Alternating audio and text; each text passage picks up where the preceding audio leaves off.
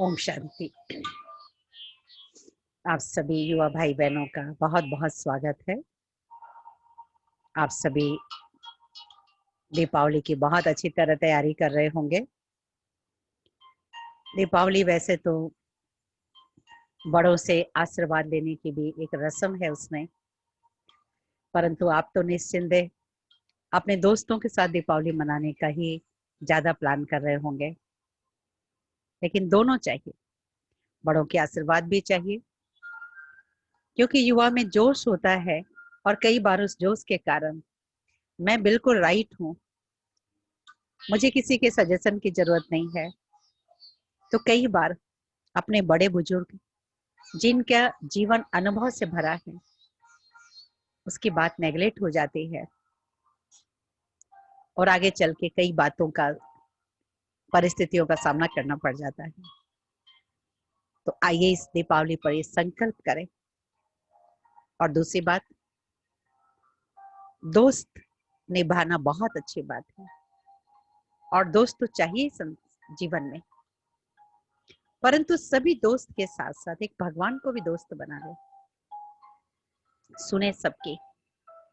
और भगवान दोस्त है, उनकी बातों से भी मैच करें, लास्ट उनसे पूछ के फाइनल करो मुझे क्या करना है। तो किसी भी दोस्ती का गलत रंग अपने ऊपर नहीं चढ़ेगा, क्योंकि संग तारे को संग बोले, संग ही व्यक्ति को तैराता है और संग ही डुबो भी देता है। अच्छी अच्छी दोस्ती का भी मिसाल है श्री कृष्ण और सुदामा। ऐसे ही आपने खुदा दोस्त की कहानी सुनी होगी। एक व्यक्ति जिसने भगवान को दोस्त बना लिया था, कोई भी कार्य उनसे पूछे बगैर करता ही नहीं था। और उस राज्य में जिसमें वो व्यक्ति रहता था, राजा को कोई संतान नहीं थी, तो राजा प्रजा में से किसी न किसी को हर वर्ष युवराज घोषित करता था और टेम्पररी उसको राज सौंपता था। लेकिन उसे डर था कि कहीं ये मेरा राज्य न हड़प ले। एक साल के बाद उसे जंगल में छोड़ देता था और जंगल में जानवर उसे खा लेते थे। एक बार के बाद अब शहरवासी तो परेशान हो गए, पूरे राज्यवासी परेशान हो गए कि ऐसे राज्य से तो अच्छा है कि हम नहीं कोई दोस्ती किसी राज्य को न प्राप्त करे तो अच्छा है, ताकि जान न गंवानी पड़े। तो उस व्यक्ति ने, जिसने भगवान को दोस्त बना रखा था, भगवान से बातचीत की, क्या होगा इस राज्य का, अब तो कोई राजा बनना नहीं चाहता है, क्या भविष्य है यहाँ का। भगवान ने कहा तुम बन जा राजा। उसने कहा अरे नहीं नहीं, मुझे नहीं बनना है, मुझे मरना है क्या। भगवान ने कहा तू बन तो सही।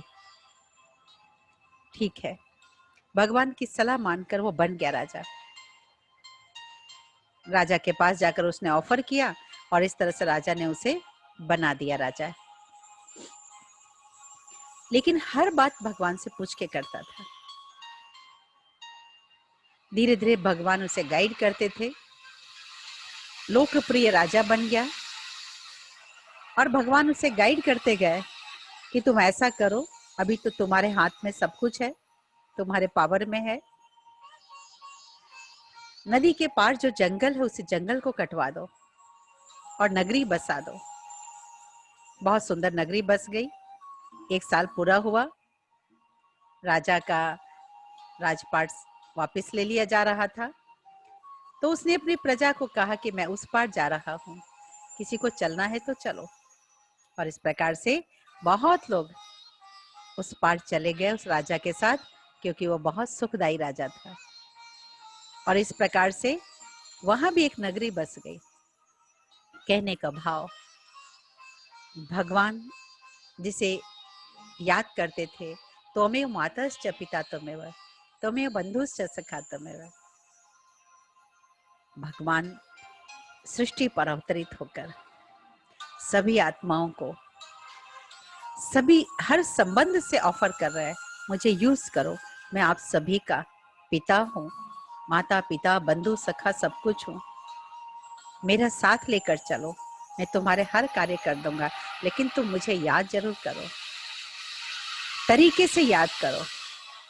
जैसा कि श्रीमद् भगवत गीता में भगवान ने कहा, उस याद की विधि का नाम राजयोग है, जिस राजयोग की चर्चा हम प्रारंभ से करते आए। और उसी राजयोग के अंतर्गत एक टेक्निक है, जो भी कर्म करो भगवान को समर्पित करके करो, भगवान को याद करके करो, भगवान को साथ लेकर करो। जिसका साथी है भगवान, उसको क्या रोकेगा आंधी और तूफान।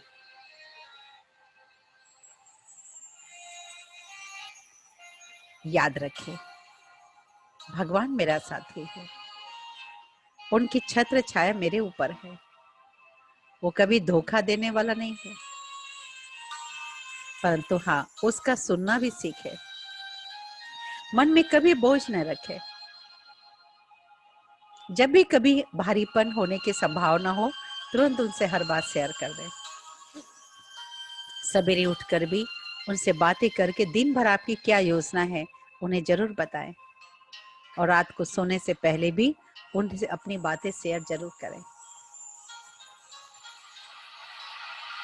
सच्चा दोस्त वो है, आप आजमा के तो देखें।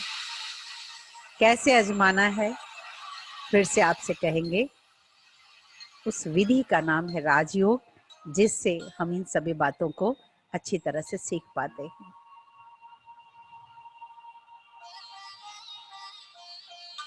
आप एक शक्तियों के खान हैं, शक्ति पुंज आत्मा आप भ्रिकुटी के बीच निवास करते हैं, जिसमें शांति का खजाना भरा हुआ है।